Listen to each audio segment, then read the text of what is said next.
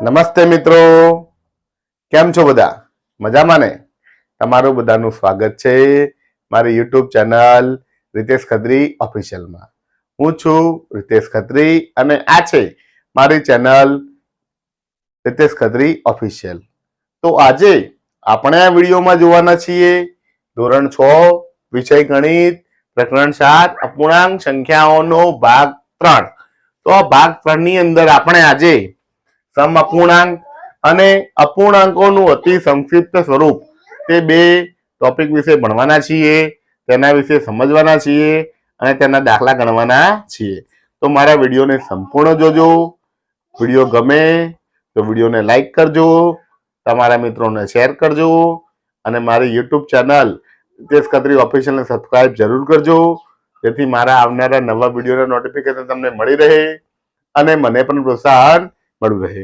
મારા આ ચેનલની અંદર તમને ધોરણ 6, 7 અને 8 ના ગણિત વિષયના તમામ પ્રકારના વિડીયો અને દરેક સ્વાધ્યાયના વિડીયો તમને જોવા મળશે અને નવા નવા વિડીયો મૂકવામાં આવે એની નોટિફિકેશન પણ તમને મળતી રહેશે.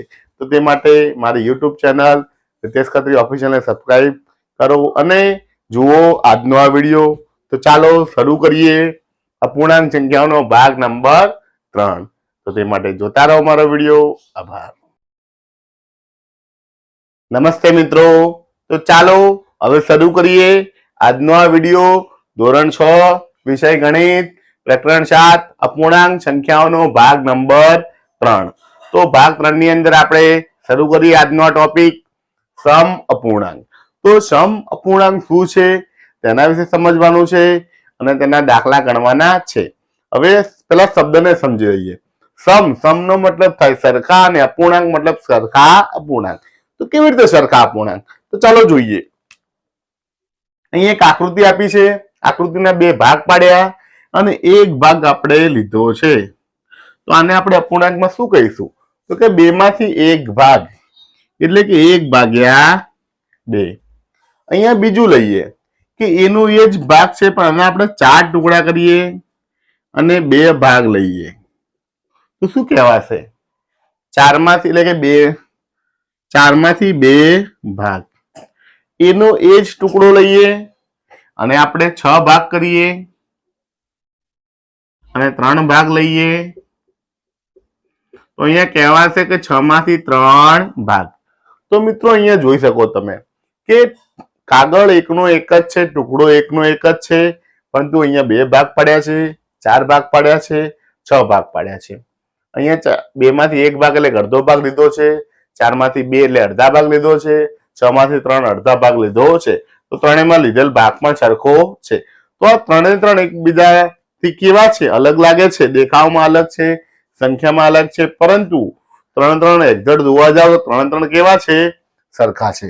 માટે 1/2 બરાબર 2/4 બરાબર 3/6 આ બધા સમઅપૂર્ણાંક છે. તો આ થઈ ગઈ વાત સમઅપૂર્ણાંકોની. તો આ અપૂર્ણાંકોને સમ અપૂર્ણાંક કહે છે. તો આ બધી વાત થઈ ગઈ સમઅપૂર્ણાંકની. તમને સમઅપૂર્ણાંક કીધા હોય તો કેવી રીતે શોધી શકાય સમજીએ. 1/2 ના સમઅપૂર્ણાંક શોધવા છે. તો લખ્યું હોય જવાબ કે 1/2 ના સમઅપૂર્ણાંક લખો. ચાલો મિત્રો સમજીએ. ઉપર છે 1/2. હવે આને આપણે શું કરીશું? ઉપર નીચે 2 વડે ગુણી નાખીએ. ઉપર નીચે શું કરીએ? 2 વડે ગુણી નાખીએ તો થશે 2 એકા 2, 2 દુ 4. ઉપર નીચે 3 વડે ગુણી નાખીએ તો 3 એકા 3, 3 દુ 6. ઉપર નીચે 4 વડે ગુણી નાખીએ તો 4 એકા 4, 4 દુ 8. તો મિત્રો અહીંયા જોઈ શકો તમે 1/2, 2/4, 3/6, 4/8 આ બધી સંખ્યાઓ મળે છે. તો આ બધા 1/2 ના સમઅપૂર્ણાંક છે અને તે દરેકનું મૂલ્ય સરખું થાય છે, માટે તેમને સમઅપૂર્ણાંક કહેવાય છે. હજી વધુ સમજીએ તો તેના માટે જોતા રહો મારો વિડીયો. આભાર. નમસ્તે મિત્રો, હવે જોઈએ સમઅપૂર્ણાંક વિશે વધુ સમજ કે નીચે આપેલા દરેકના 5 સમઅપૂર્ણાંકો લખો. તો અહીંયા સંખ્યાઓ આપી છે 1 2 3 4 દાખલા છે, દરેકના સમઅપૂર્ણાંક લખવાના છે. તો પહેલું છે 2/3. તો આપણે શું કરીશું, કોઈ પણ સંખ્યા હોય એને આપણે શરૂઆતથી જ લઈશું એટલે આપણને ખૂબ જ સહેલું પડે કે પહેલા 2 વડે ગુણીશું, 3 વડે, 4 વડે, 5 વડે એમ ગુણતા જઈશું. ઉપર નીચે 2 વડે ગુણ્યા છે તો 2 દુ 4, 3 દુ 6, તો એક સમઅપૂર્ણાંક મળ્યો. હવે શું કરીશું, 3 વડે ગુણીશું, 2 ગુણ્યા 3, 3 ગુણ્યા 3 તો 2 તરી 6, 3 તરી 9, તો બીજો સમઅપૂર્ણાંક મળ્યો. 2 વડે ગુણ્યા, 3 વડે ગુણ્યા, 4 વડે ગુણીએ તો થાય 4 દુ 8, 3 ચોક 12, બંનેમાં 3 વડે, બંનેમાં 4 વડે ગુણ્યા, 4 દુ 8, 4 તરી 12, બંનેમાં 5 વડે ગુણીએ, 5 દુ 10, 5 તરી 15, 6 વડે ગુણીએ, 6 દુ 12, 6 તરી 18. તો મિત્રો આ રીતે સમઅપૂર્ણાંકો શોધી શકાય છે. 1 2 3 4 5 આ બધા સમઅપૂર્ણાંકો છે. જોઈએ 1/5. તો એનો સમઅપૂર્ણાંક આપણે શરૂઆતથી 2 વડે ગુણશું તો 2 એકા 2, 5 દુ 10, 3 વડે ગુણીએ તો 3 એકા 3, 5 તરી 15, તો સમઅપૂર્ણાંક મળ્યો 1 2. 1/5 નો સમઅપૂર્ણાંક 2/10, 3/15.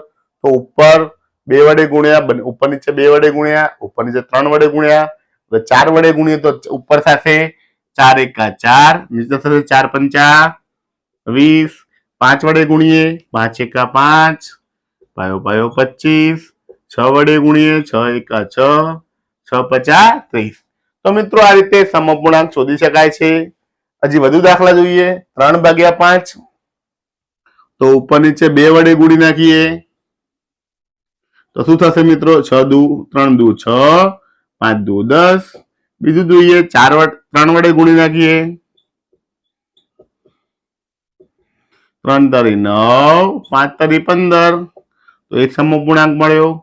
બીજો મળ્યો 4 વડે ગુણીએ, 4 તરી 12, 5 તરી 15.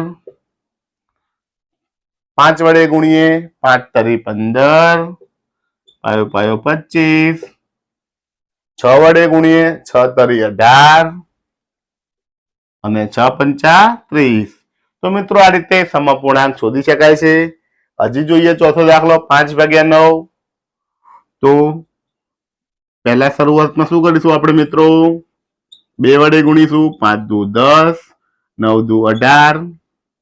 3 વડે ગુણીશું, 5 તરી 15, 9 તરી 27. એક મળ્યો.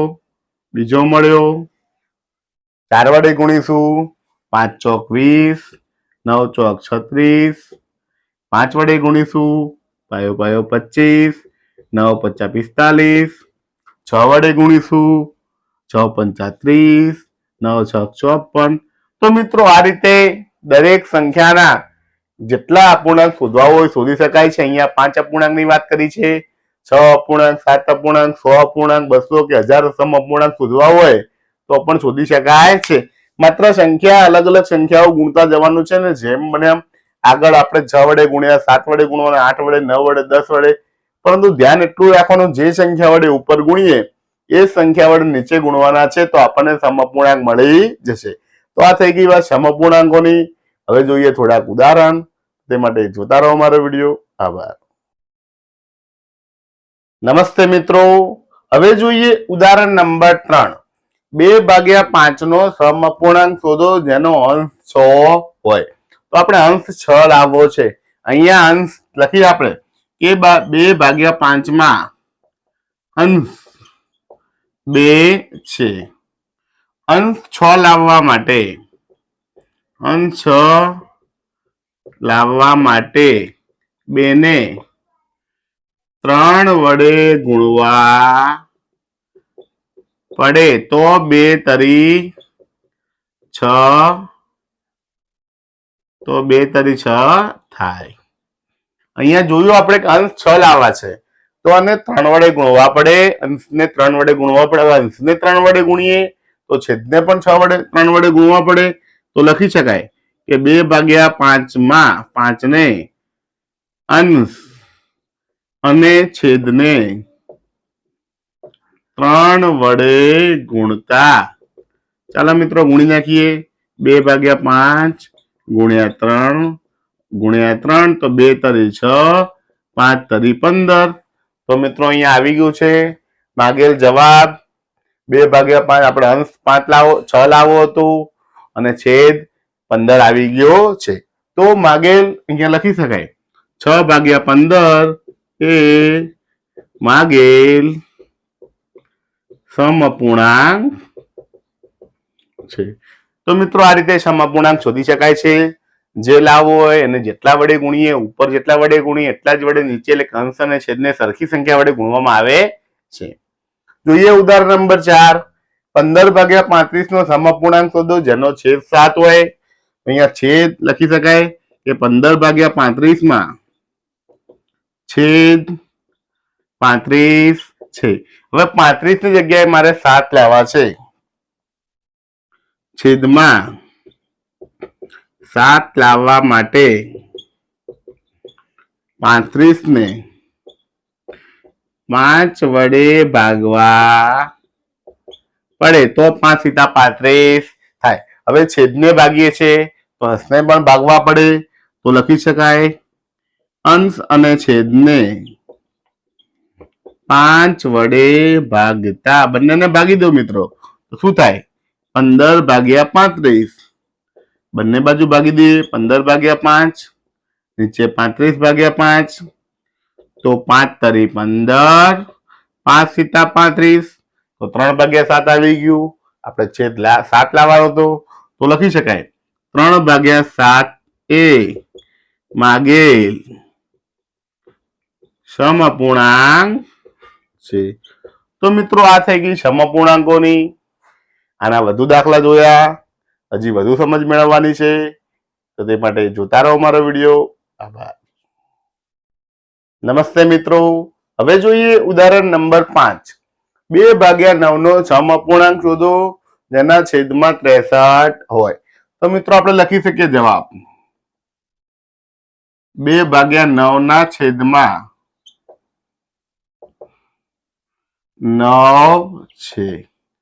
છેદમાં 63 લાવવા માટે છેદને 9 ગુણ્યા 7 9 × 63.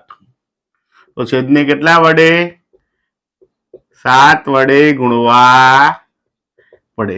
તો મિત્રો 7 વડે ગુણો તો 63 મળી જાય. તો આપણે લખી શકાય અંશ અને છેદને 7 વડે ગુણતા. ચાલો મિત્રો ગુણી નાખીએ. 2/9 ગુણો તો 2 × 14 9 × 63.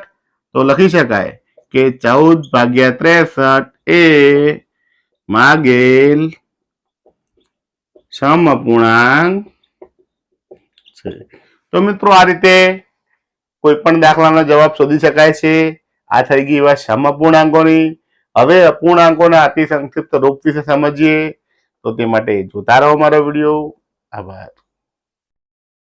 નમસ્તે મિત્રો. હવે જોઈએ અપૂર્ણાંકોનું અતિ સંક્ષિપ્ત સ્વરૂપ. તો પહેલા આપણે સમજીએ કે અહીંયા વાત શું કરી છે. અપૂર્ણાંકો. તો અપૂર્ણાંક તો આપણને ખબર છે કે જે શુદ્ધ અપૂર્ણાંક હોય કે અશુદ્ધ અપૂર્ણાંકોની વાત કરી છે.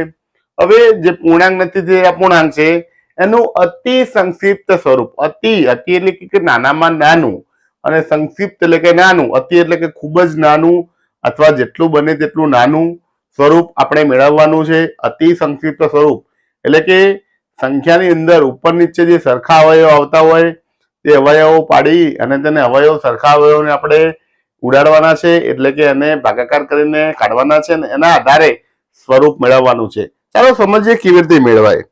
એક દાખલો જોઈએ કે 18/27 નું અતિ સંક્ષિપ્ત રૂપ મેળવવું છે. નું અતિ સંક્ષિપ્ત સ્વરૂપ મેળવો. તો આ સંખ્યા છે આપણને કે 18/27. તો મિત્રો શું કરીશું આપણે? લખીશું 18/27. બંનેને ઉપર નીચે 2 વડે ભાગી નાખીએ. 18/2 27 ને ભગાતા નથી. તો એક કામ કરીએ, આપણે ઉપર નીચે 3 વડે ભાગી નાખીએ. તો શું થશે?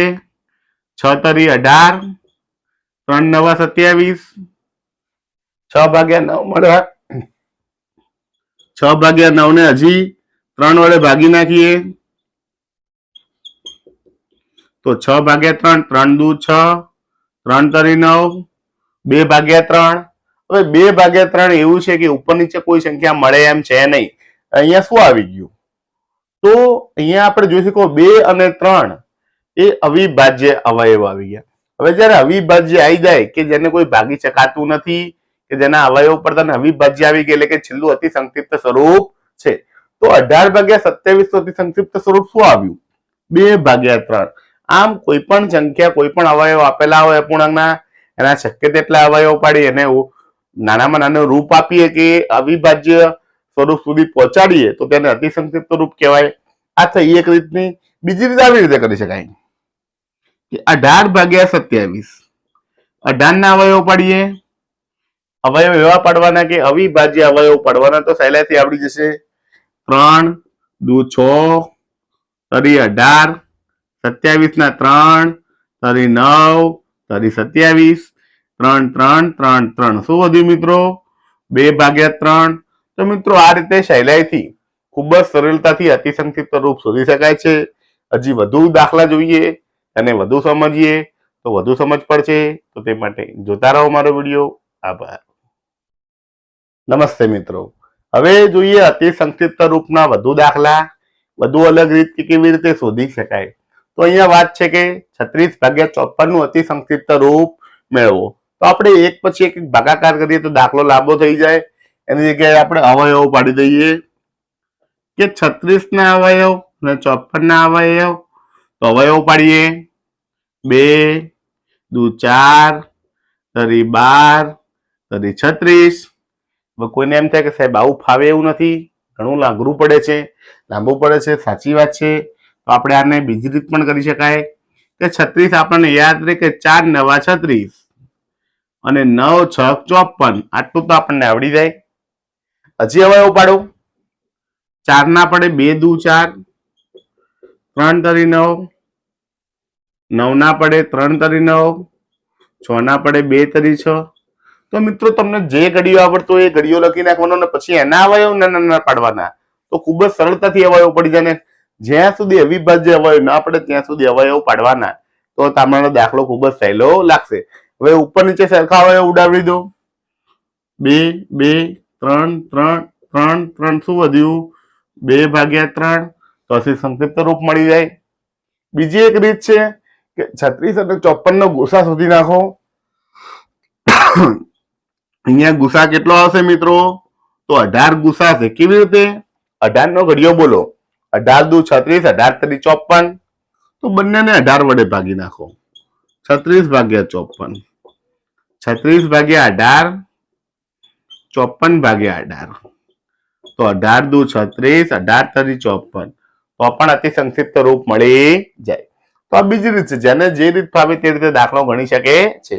જોઈએ દાખલા નંબર 3. 36/24 નું અતિ સંક્ષિપ્ત રૂપ મેળવો. તો જોઈએ જવાબ. 36/24 પહેલા અવયવની રીતે ગણીએ.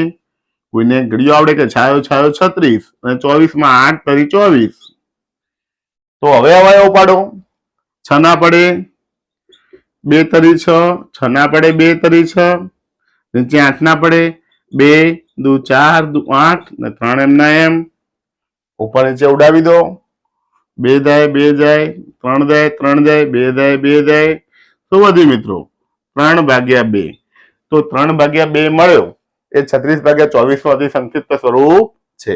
અથવા તમે ગુસાની રીતે શોધો તો 36 અને 24 નો ગુસા આવે 12, કેમ કે 12 ના ઘડિયામાં બંને આવે. 12 દુ 24, 12 તરી 36. તો બીજી રીતે આ રીતે ગણી શકાય એ 12 વડે ભાગી નાખો. 36 ભાગ્યા 12 અને 36 ભાગ્યા 24 છે. 24 ભાગ્યા 12 તો 12 તરી 36, 12 દુ 24. તો આપણને સમઅપૂર્ણાંક મળે છે, એટલે કે અતિસંખ્યક સ્વરૂપ મળે. એ દરેક કોઈ પણ રીતે ગણો દાખલો જવાબ તો સરખો જ આવે છે, અને તમને જે રીત સહેલી લાગે તે રીતે ગણી શકાય છે. હજી વધુ દાખલા જોવાના છે અને થોડી પ્રેક્ટિસ કરવાની છે, તો તે માટે જોતા રહો અમારો વિડીયો. આભાર. નમસ્તે મિત્રો, હવે જોઈએ પ્રયત્ન કરોના થોડાક દાખલા.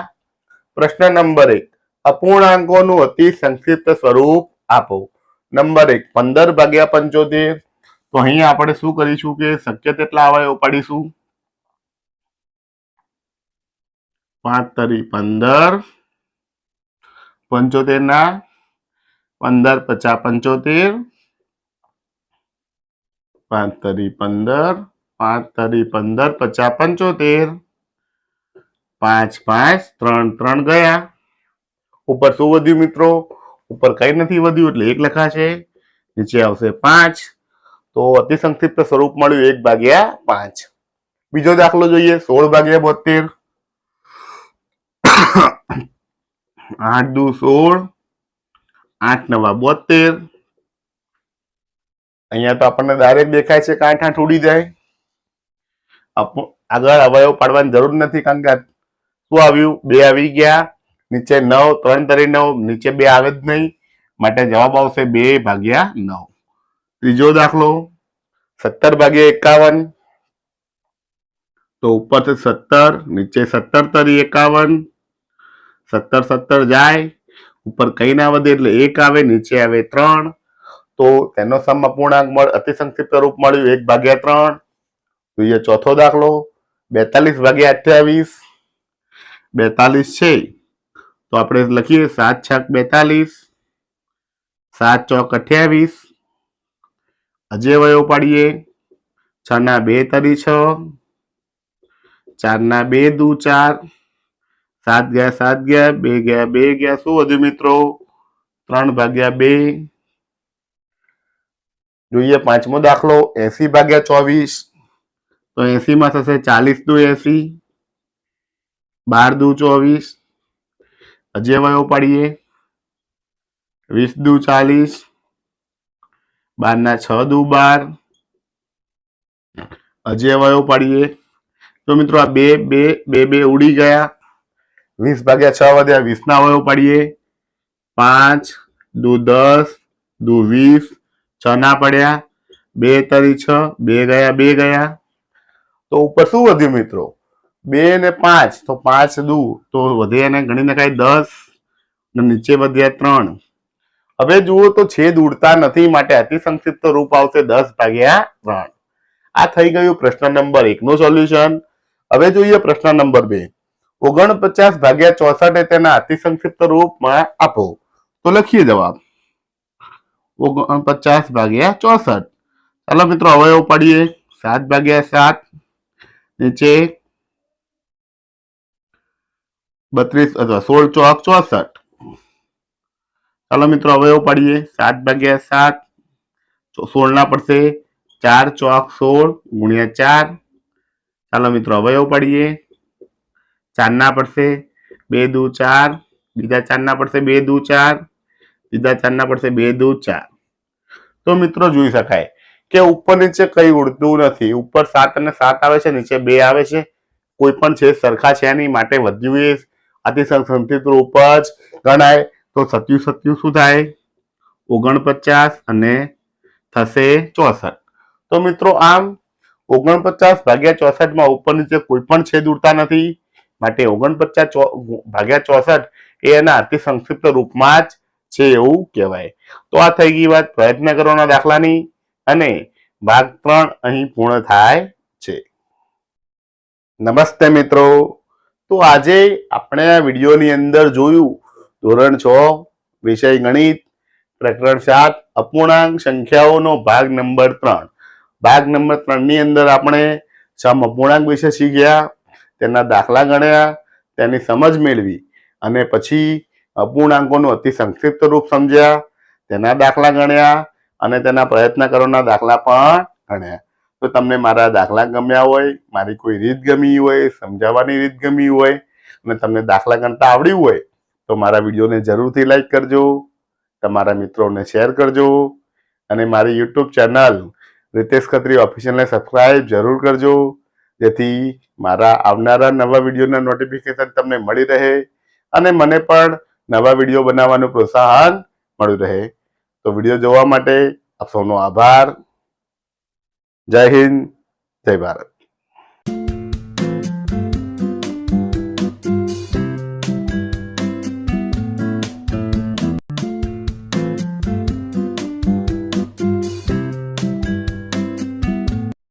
નમસ્તે મિત્રો, કેમ છો બધા?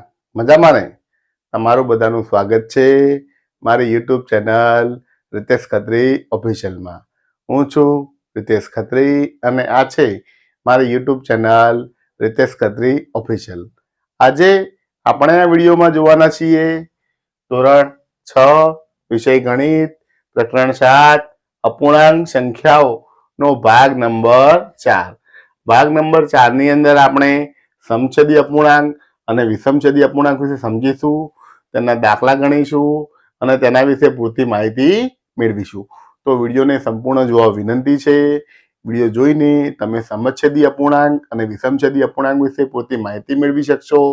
અને જો વિડીયો ગમે તો જરૂરથી લાઈક કરજો, તમારા મિત્રોને શેર કરજો અને મારી યુટ્યુબ ચેનલ રીતેશ ખત્રી ઓફિશિયલને સબસ્ક્રાઇબ જરૂર કરજો, જેથી મારા આવનારા વિડીયોના નોટિફિકેશન તમને મળી રહે અને મને પણ નવા વિડીયો બનાવવાનું પ્રોત્સાહન મળ્યું રહે. તો ચાલો શરૂ કરીએ આજનો આ વિડીયો. વિડીયો જોવા માટે સૌનો આભાર. નમસ્તે મિત્રો, હવે જોઈએ સમછેદી અપૂર્ણાંક કોને કહે છે તો તેના વિશે સમજ મેળવીએ. જે અપૂર્ણાંકના છેદ સમાન હોય તેવા અપૂર્ણાંકને સમછેદી અપૂર્ણાંકો કહે છે. એટલે કે જેના છેદ સરખા હોય. અહીંયા સંખ્યાઓ આપી છે 1/15, 2/15, 3/15, 8/15, 10/15. દરેકની અંદર છેદ જુઓ તમે, દરેકમાં 15, 15, 15, 15, 15. દરેકની અંદર છેદ કેવા છે? સરખા છે. અંશ ભલે અલગ છે પણ અહીંયા વાત કોની કરવાની છે? છેદની. તો જે અપૂર્ણાંકોમાં છેદ સરખા હોય તેને તે બધા અપૂર્ણાંકોને સમછેદી અપૂર્ણાંકો કહે છે. તો વિષમછેદી અપૂર્ણાંકો કોને કહેવાય? તો જે અપૂર્ણાંકોના છેદ સમાન ના હોય તેવા અપૂર્ણાંકોને વિષમછેદી અપૂર્ણાંક કહે છે. જેમ કે 7/27, 7/28, 10/25. આ સંખ્યાઓ જુઓ, અહીંયા છેદ 27 છે, 28 છે, 25 છે, છેદ અલગ અલગ છે. જ્યારે આવી રીતે છેદ અલગ અલગ હોય તો આવા અપૂર્ણાંકોને વિષમછેદી અપૂર્ણાંક કહે છે. અને તેના દાખલા કેવી રીતે ગણાય છે તેને વિશે વધુ માહિતી મેળવવાની છે, માટે જોતા રહો મારો વિડીયો. આભાર. નમસ્તે મિત્રો, હવે અપૂર્ણાંકોની તુલના કરીએ, એટલે કે અપૂર્ણાંકોની સરખામણી કરીએ. તો અપૂર્ણાંકોની તુલના શું છે સમજીએ. સુહાની પાસે એની થાળીમાં 3.1/2 રોટલી છે. રીટા પાસે એની થાળીમાં 2.3/4 રોટલી છે. તો કોની પાસે વધુ રોટલી છે? તો સહેલેથી સમજી શકાય. શું સમજી શકાય? તો અહીંયા એવું કીધું છે કે 3.1/2, એટલે કે 3 રોટલી, 1, 2, 3 આખી છે અને ચોથી કેટલી છે? અડધી રોટલી છે. તો અહીંયા સમજી શકાય કે 3 આખી છે ને 1 અડધી છે. બીજામાં રીટા પાસે 2 આખી ને ત્રીજી રોટલીનો ચોથો ભાગ, એટલે ત્રીજો ભાગ, 1 આખી, 1 બીજી આખી અને ત્રીજીના 4 ભાગ પડે એમાંથી 3 ભાગ જેટલી રોટલી છે. તો અહીંયા જોઈએ આપણે કે રોટલીના 4 ભાગ પડે એમાં 3 ભાગ એની પાસે છે. તો જોઈએ કે કોની પાસે વધુ છે? તો કે સહેલાઈથી જોઈ શકાય. 1, 2, 3 આખી છે, અહીંયા 2 આખી છે. તો કોની પાસે વધુ છે? સહેલાઈથી દેખી શકાય છે કે સુહાની પાસે 3 થી વધુ રોટલી છે, 3 રોટલી આખી છે એનાથી વધારે છે. જ્યારે રીટા પાસે 2 જ છે, ત્રીજી અડધી છે, ત્રીજી પણ પૂરી થતી નથી. તો 3 થી ઓછી છે. તો કહી શકાય કે સ્પષ્ટપણે કહી શકાય કે સુહાની પાસે 3 થી વધુ રોટલી છે, રીટા પાસે 3 થી ઓછી રોટલી છે અને તેથી સુહાની પાસે વધુ રોટલી છે એવું કહી શકાય. અપૂર્ણાંકોને વધુ સમજીએ કે અહીંયા એક આકૃતિ છે, એના અહીંયા ભાગ પાડ્યા છે કે 2 ભાગ પાડ્યા છે, તો આને કહીશું આપણે 1/2. આકૃતિમાં 3 ભાગ પાડ્યા છે, એકને આપણે ભાગ લીધો છે 1/3. આકૃતિમાં ભાગ છે 4 ભાગ, 1 ભાગ લીધો છે. આકૃતિમાં 5 ભાગ, 1 ભાગ લીધો છે 1/5. તો કહેવા શું માંગે છે? આને આપણે સમજીએ કે આને આપણે રોટલીના ઉદાહરણ દ્વારા કે કોઈ પણના ઉદાહરણ દ્વારા સમજી શકાય. કે ધારો કે રોટલીના ઉદાહરણ દ્વારા સમજીએ આપણે. એક રોટલી છે, એના 2 ભાગ પડ્યા ને એક ટુકડો લીધો આપણા ભાગમાં, તો કેટલો આવ્યો? તો આપણા ભાગમાં અડધો ભાગ આવ્યો. હવે ખાવાવાળા 3 જણા છે, એક રોટલીના કેટલા ભાગ પાડ્યા? તો 3 ભાગ પાડ્યા. આપણે એક ટુકડો લીધો, તો જે પહેલા 2 ભાગમાં હતા કે 2 ભાઈ ખાવાવાળા હતા, રોટલો એક જ હતો, તેમાંથી 2 ને અડધો અડધો આવ્યો. પણ ખાવાવાળા 3 જણા થઈ ગયા, તો 3 ભાગમાં તો એક જ રોટલીના 3 ભાગ પડ્યા, ભાગમાં ઓછો આવ્યો. અહીંયા રોટલો એનો એ જ છે, પણ ભાગ 4 પડી જાય, આપણા ભાગમાં 1 જ આવે. તો હજી પણ એનાથી ઓછો ભાગ આપણા ભાગમાં આવે. અને એક જ રોટલાના જો 5 ભાગ પાડવામાં આવે, 5 ભાગ પાડવામાં આવે અને 1 ભાગ મળે, તો આપણને હજી પણ એનાથી ઓછો મળે. તો કહેવા શું માંગે છે કે પૂર્ણાંક જેટલા હોય એના જેટલા ભાગ પડે અને જેમ વધુ ભાગ પડે એમ એ સંખ્યા નાની થતી જાય. એટલે કે અહીંયા 1/2, 2 માંથી 1 ટુકડો લીધો, 3 માંથી 1 લીધો, 4 માંથી 1 લીધો, 5 માંથી 1 લીધો. તો જેમ સંખ્યાના વધુ ભાગ પાડતા થશે એમ સંખ્યા નાની થતી જશે. એટલે કે છેદની અંદર સંખ્યા વધશે એમ એ સંખ્યા નાની થશે. ઉપર તો એક જ છે, દરેકમાં એક જ ટુકડો લીધો છે. અહીંયા વાત એક જ ટુકડા છે. એક ટુકડાને જેટલા ભાગ પાડશું એમાંથી આપણે મેઇન ટુકડામાંથી એક જ ટુકડો લેવાનો છે. તો એક રોટલાના 2 ટુકડા પાડીશું તો આપણા ભાગમાં વધુ આવશે. 3 ટુકડા પાડીશું, એક ટુકડો લઈશું તો ઓછો ભાગ આવશે. 4 ટુકડા પાડીશું, એક ટુકડો લઈશું તો હજી ઓછું આવશે. અને 5 ટુકડા પાડીશું, એક ટુકડો લઈશું તો એનાથી પણ ઓછું આવશે. આમ એક જ રોટલાના જેટલા ભાગ પાડતા જઈએ એમ દરેક ભાગ નાનો થતો જાય અને તેના આધારે અપૂર્ણાંક નાનો છે કે મોટો છે તે ગણતરી કરી શકાય. હજી વધુ સમજવાનું છે, તેના દાખલા ગણવાના છે અને તેના આધારે હજી સમઅપૂર્ણાંકો, સમછેદી અપૂર્ણાંકો અને વિષમછેદી અપૂર્ણાંકો વિશે સમજ મેળવવાની છે. તો તે માટે જોતા રહો મારો વિડીયો. આભાર. નમસ્તે મિત્રો. હવે જોઈએ સમછેદી અપૂર્ણાંકોની સરખામણી. તો સમછેદી અપૂર્ણાંકો એવા હોય છે કે જેમના છેદ સરખા હોય છે. તો સમછેદી અપૂર્ણાંકો વિશે સમજીએ. નીચેનામાંથી કયા અપૂર્ણાંકો સમછેદી છે? અહીંયા અપૂર્ણાંક આપ્યા છે 2/5, 3/4, 1/5, 7/2, 3/5, 4/5, 4/7. તો આપણે દરેકના છેદ જોઈએ. 5, 4, 5, 2, 5, 5, 7. તો અહીંયા 5 છેદવાળા વધુ છે, તો સમછેદી અપૂર્ણાંક લઈએ. તો આપણે જવાબમાં લખી શકીએ 2/5, જેના છેદ 5 હોય તેવા અપૂર્ણાંકો લઈએ. 1/5, 3/5 અને 4/5 એ સમછેદી અપૂર્ણાંકો છે. અહીંયા તમે જોઈ શકો છો કે આ 4 ની અંદર છેદમાં 5 છે, માટે આ કેવા છે? સમછેદી અપૂર્ણાંકો છે. હવે 3/8 અને 5/8 બંને અપૂર્ણાંકોની સરખામણી કરીએ કે બંને અપૂર્ણાંકમાંથી કયો અપૂર્ણાંક મોટો છે. તો એક અપૂર્ણાંક છે એટલે કે એક સંખ્યા છે, બંને બાજુ આપી છે, એના કુલ 8 ભાગ કર્યા છે. અહીંયા પણ 8 ભાગ કર્યા છે, આમાં પણ 8 ભાગ કર્યા છે. હવે આમાં 3 ભાગ લીધા છે, તો લખીએ 1, 2, 3. આમાં 5 ભાગ લીધા છે. 1, 2, 3, 4, 5. તો મિત્રો આપણે પહેલેથી જોઈ શકાય કે આ 3 ભાગ મોટા કે 5 ભાગ મોટા.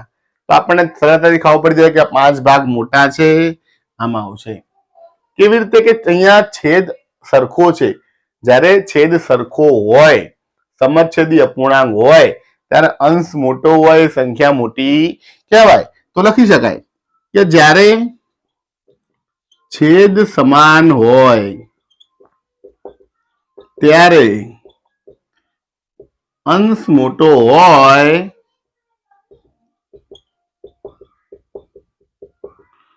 તે સંખ્યા મોટી કહેવાય. બીજી રીતે સમજીએ કે અહીંયા 8 ટુકડા કર્યા છે, તો કે પિઝા લીધો છે, પિઝાના 8 ટુકડા કર્યા છે. એક પિઝામાંથી 8 ટુકડા કર્યા છે, અહીંયા 3 ટુકડા આપ્યા છે, તો આપણા ભાગમાં 3 ટુકડા આવે. અને બીજો મિત્ર છે એને પિઝાના ટુકડા કર્યા છે અને 5 ટુકડા લીધા છે, તો કોના ભાગમાં વધુ આવશે? તો આપણે સમજી શકીએ કે 5 ટુકડા કર્યા છે એના ભાગમાં વધુ આવશે. અહીંયા પિઝા સરખો છે, બંનેમાં સરખા ભાગ કર્યા છે, પણ એકના ભાગમાં 3 ટુકડા આવ્યા, એકના ભાગમાં 5 ટુકડા આવ્યા. આપણે સહેલાઈથી કહી શકાય કે 5 ટુકડા વાળી સંખ્યા મોટી છે, એના ભાગમાં વધુ આવે છે. તો ચાલો આની સરખામણીના થોડાક દાખલા ગણીએ, થોડા એક્ઝામ્પલ પરથી સમજીએ કે કઈ સંખ્યા મોટી કહેવાય, નાની કહેવાય, અને તેના આધારે પરીક્ષાની અંદર આવા પ્રશ્નો કે દાખલા પૂછાય તો કેવી રીતે ગણવા તે સમજીએ. તો તે માટે જોતા રહો મારો વિડીયો. આભાર. નમસ્તે મિત્રો, હવે જોઈએ પ્રયત્ન કરોના થોડાક દાખલા, તેના આધારે સમછેદી અપૂર્ણાંકો વિશે વધુ સમજ મેળવીએ. તો પ્રશ્ન 1, નીચેનામાંથી કયો અપૂર્ણાંક મોટો છે? તો અહીંયા જોઈએ આપણે અપૂર્ણાંક કેવા અપૂર્ણાંક છે ને તેના આધારે ગણતરી કરવાની છે કયા મોટા છે. તો જોઈએ જવાબ. નંબર 1, 7/10 કે 8/10. તો અહીંયા જોઈ શકાય છે કે કોઈ પણ એક વસ્તુ છે એના 10 ભાગ કરવામાં આવે તો 7 ભાગ લઈએ તો વધારે આવે કે 8 ભાગ લઈએ તો વધારે આવે? તો આપણને સહેલાઈથી ખબર પડે કે 8 ભાગ લઈએ તો વધારે આવે. અથવા એ જોવાનું કે છેદ સરખા હોય, અંશમાં જે મોટો એ મોટી સંખ્યા. ચલો બીજામાં જવાબ શું આવશે? 24 ભાગ કર્યા છે, 11 ભાગ લઈએ તો વધુ આવે કે 13 ભાગ લઈએ તો વધુ આવે? 13 ભાગ લઈએ તો વધુ આવે, માટે મોટી સંખ્યા છે 13/24. અને ત્રીજું જોઈએ 17/102 કે 12/102. 102 ટુકડા કર્યા છે, એમાં 17 ભાગ લઈએ તો વધુ આવે કે 12 ભાગ લઈએ તો વધુ આવે? તો આપણને ખબર પડી જાય કે 17 ભાગ લઈએ તો આપણા ભાગમાં વધુ આવે, માટે આ સંખ્યા મોટી કહેવાય. માટે છેદ સરખો હોય તો અંશ મોટો હોય, એ સંખ્યા મોટી કહેવાય. શા માટે આ સરખામણી સરળ છે? કેવી રીતે આપણે સહેલાઈથી ગણી શક્યું? કારણ કે દરેકના છેદ સરખા હતા, તો આપણે લખી શકાય કારણ કે આ બધા અપૂર્ણાંકો સમછેદી છે, અને સમછેદી હોય તો સરખામણી સરળ રીતે કરી શકાય છે. હવે જોઈએ પ્રશ્ન નંબર 2, નીચેના અપૂર્ણાંકોને ચડતા અને ઉતરતા ક્રમમાં ગોઠવો. અહીંયા છે 1/8, 5/8, 3/8. તો 8 ટુકડા કર્યા છે, એક ટુકડો લઈએ, 5 ટુકડા લઈએ કે 3 ટુકડા લઈએ? ચડતા ક્રમમાં ગોઠવવું છે. શરૂઆતમાં નાની સંખ્યા, મોટી, પછી મોટી. તો છેદ તો બધામાં સરખો છે. સૌથી નાની કઈ? 1/8. તો પહેલી આવશે 1/8, એનાથી મોટી 3/8, એનાથી મોટી 5/8. તો ચડતા ક્રમમાં ગોઠવાઈ ગયું. 8 માંથી એક ટુકડો લીધો, 3 ટુકડા લીધા, 5 ટુકડા લીધા. ઓછું, વધારે, વધારે. ઉતરતા ક્રમમાં ગોઠવવું છે. આમ ઊંધું લખી નાખો. સૌથી વધારે 5/8, એનાથી નાનું 3/8, એનાથી નાનું 1/8. તો સહેલાઈથી લખી શકાય.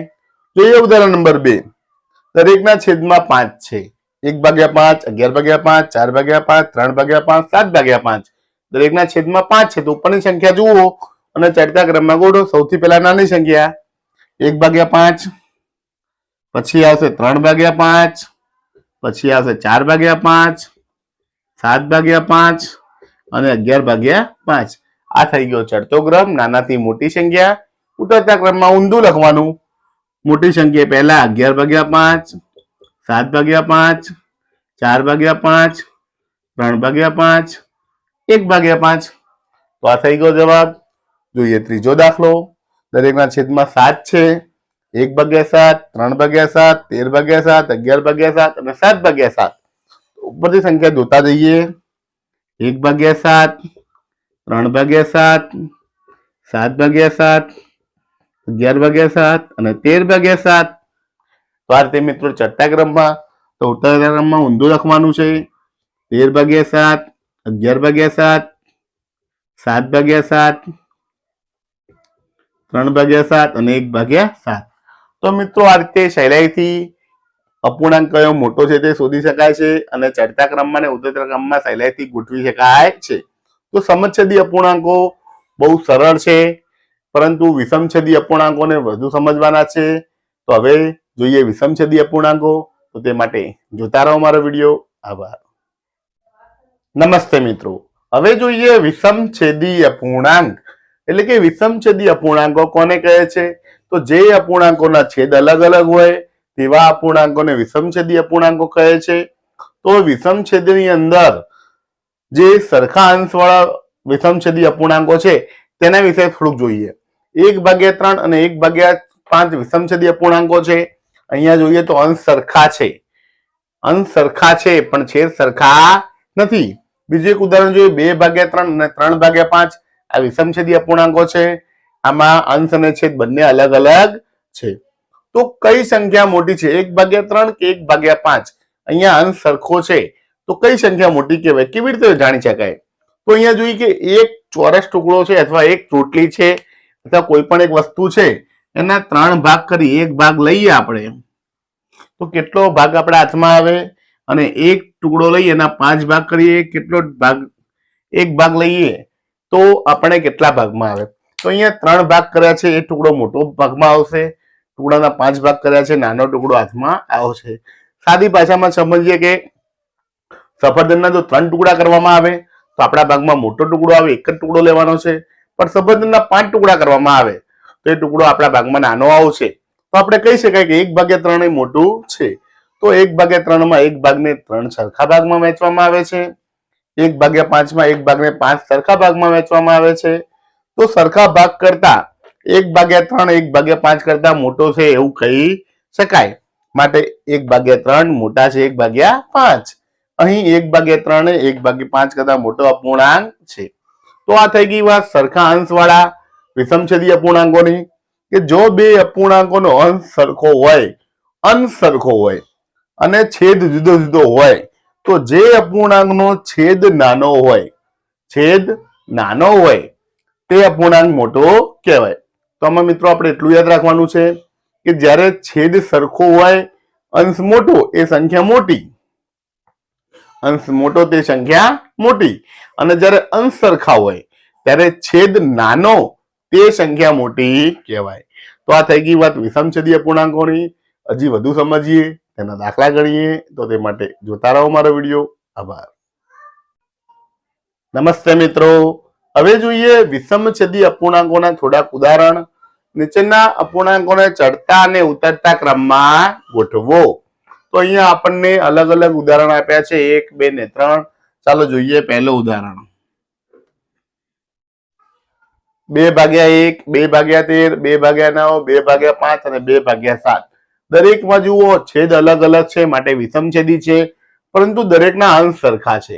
હવે જ્યારે અંશ સરખા હોય ત્યારે છેદ નાનો હોય એ સંખ્યા મોટી કહેવાય. તો આપણે અહીંયા ચડતા ક્રમમાં ગોઠવવાનું છે અને ઉતરતા ક્રમમાં ગોઠવવાનું છે. તો ચડતા ક્રમમાં ગોઠવીએ તો સૌથી નાની સંખ્યા પહેલી લેવી પડે. સૌથી નાની સંખ્યા એટલે કે જેનો છેદ મોટો તે સૌથી નાની કહેવાય. તો પહેલું આવશે 2/13, પછી આવશે 2/9, પછી આવશે 2/7, 2/5 અને 2/1. જેનો છેદ સૌથી નાનો તે સંખ્યા સૌથી મોટી કહેવાય. તો આ થઈ ગઈ ચડતા ક્રમમાં. ઉતરતા ક્રમમાં લખવું છે તો પાછળથી લખતા આવીએ કે જેનો છેદ સૌથી નાનો એ મોટી, એનાથી નાની, નાની, સૌથી નાની. ચલો બીજો દાખલો જોઈએ. ચડતા ક્રમમાં, ઉતરતા ક્રમમાં. સૌથી પહેલા અપૂર્ણાંકો જોઈ લઈએ. 1/12, 1/23, 1/5, 1/7, 1/50, 1/9, 1/17. તો સૌથી નાની કઈ છે કે સૌથી છેદમાં સૌથી મોટો કયો છે? તો 1/50 એ સૌથી છેદ સૌથી મોટો છે માટે સૌથી નાની સંખ્યા કહેવાય. એનાથી નાની કઈ તો 50 થી નાનું છે 23. છેદ નાનો એટલે સંખ્યા મોટી. એનાથી છેદ નાનો હોય એવી 17. છેદ નાનો એમ સંખ્યા મોટી 12. 1/9, 1/7, 1/5. તો મિત્રો જેનો છેદ સૌથી નાનો તે સંખ્યા મોટી કહેવાય. આ થઈ ગઈ ચડતા ક્રમની વાત. ઉતરતા ક્રમમાં લખવું તો પાછળથી લખ્યા આવીએ. 1/5 મોટી છે, 1/7 એનાથી નાની, 1/9 એનાથી નાની, 1/12 એનાથી નાની, 1/17 એનાથી નાની છે, 1/23 એનાથી નાની છે અને 1/50 એનાથી પણ નાની સંખ્યા છે. આમાં સાદી ભાષામાં સમજીએ કે એક જ વસ્તુ છે એના 5 ટુકડા કરીએ તો કેટલો ભાગ આવે, 7 ટુકડા કરીએ તો કેટલો ભાગ આવે, 9 ટુકડા કરીએ તો કેટલો ભાગ આવે, 12 ટુકડા. જેમ વધુ ટુકડા કરતા જવું તેમ સંખ્યા નાની થતી જશે. તો અહીંયા વાત આ થઈ ગઈ ચડતા ક્રમના. ઉતરતા ક્રમની હજુ એક દાખલો છે તે જોઈએ.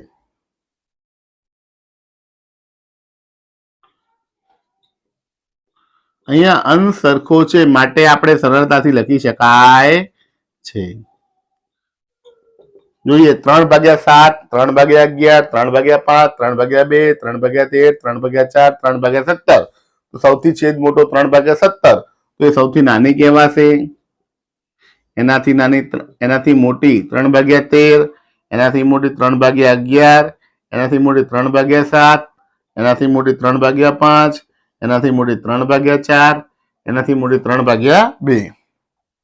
7 સંખ્યા 1, 2, 3, 4, 5, 6, 7. ઉતરતા ક્રમમાં લખીએ તો ઊંધું લખી નાખવાનું છે. સૌથી મોટી પહેલા, પછી એનાથી નાની, એનાથી નાની, એનાથી નાની સંખ્યા, નાની સંખ્યા, નાની સંખ્યા અને છેલ્લે સૌથી નાની સંખ્યા. તો મિત્રો આ રીતે વિષમછેદી અપૂર્ણાંકો જેમાં છેદ અલગ અલગ હોય પરંતુ અંશ સરખા હોય તેવા અપૂર્ણાંકોને સહેલાઈથી ચડતા ઉતરતા ક્રમમાં ગોઠવી શકાય છે. હવે તેવા દાખલા જોઈએ કે જેના અંશ અને છેદ બંને અલગ અલગ છે. તો તેવા દાખલાને કેવી રીતે સરખામણી કરવી તો તે માટે જોતા રહો મારો વિડીયો. આભાર. નમસ્તે મિત્રો. હવે જોઈએ 2/3 અને 3/4 ની સરખામણી કરો. અહીં જુઓ તમે અંશ પણ અલગ અલગ છે, છેદ પણ અલગ અલગ છે. જ્યારે આવા અપૂર્ણાંકો આવે એટલે કે વિષમછેદી અપૂર્ણાંકો આવે તો કેવી રીતે સરખામણી કરવાની તો જવાબ જોઈએ. 2/3 અને 3/4 આપણે શું કરવાનું તેના સમ અપૂર્ણાંકો લેવાના. હવે સમ અપૂર્ણાંકો વિશે શીખી ગયા છે આપણે કે તેને 2 વડે 3 વડે 4 વડે એમ ગુણતા જે સમ અપૂર્ણાંકો આવશે. તો સમ અપૂર્ણાંક લઈએ. 2/3 નો સમ અપૂર્ણાંક 2 દુ 4, 3 દુ 6, 2 ચોક 8, 3 ચોક 12, 2 પંચા 10, 3 પંચા 15, 2 છક 12, 3 છક 18.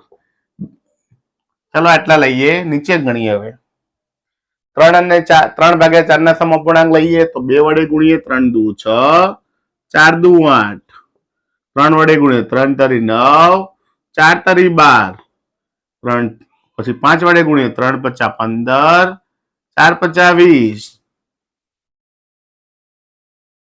4 વડે રહી ગયા, 3 ચોક 12, 4 ચોક 16, 3 પચા 15, 4 પચા 20. તો મિત્રો અહીંયા દેખીએ કે બંનેના સમ અપૂર્ણાંક લીધા તો બંનેની અંદર સરખા છેદવાળા અપૂર્ણાંક કેવા આવ્યા તો અહીંયા છેદ 12 છે, અહીંયા પણ છેદ 12 છે. તો સમ અપૂર્ણાંક જોઈએ 8/12 કે 9/12. આ બંનેમાંથી મોટી સંખ્યા કઈ છે? બંનેમાંથી મોટી સંખ્યા કઈ છે તો આપણે કહી શકાય કે 9/12 મોટી છે. છેદ સરખા, અંશ મોટો એ મોટી. 9/12 મોટી છે તો આના આધારે એવું કહી શકાય. આની જગ્યાએ આપણે લખી શકાય 2/3, આની જગ્યાએ લખાય 3/4. તો કહી શકાય કે 3/4 મોટી છે. તો આના આધારે લખી શકાય કે 2/3 કરતા 3/4 એ મોટી સંખ્યા છે. તો આ થઈ ગઈ વાત સમઅપૂર્ણાંકો શોધીને. હવે એક બીજી રીત,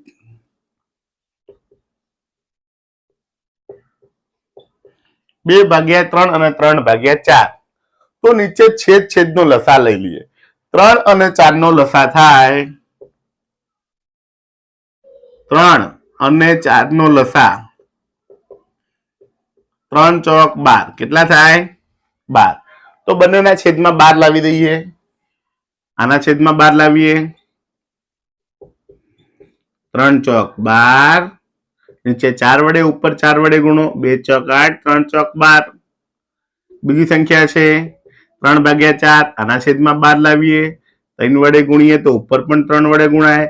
3 તરી 9 4 તરી 12.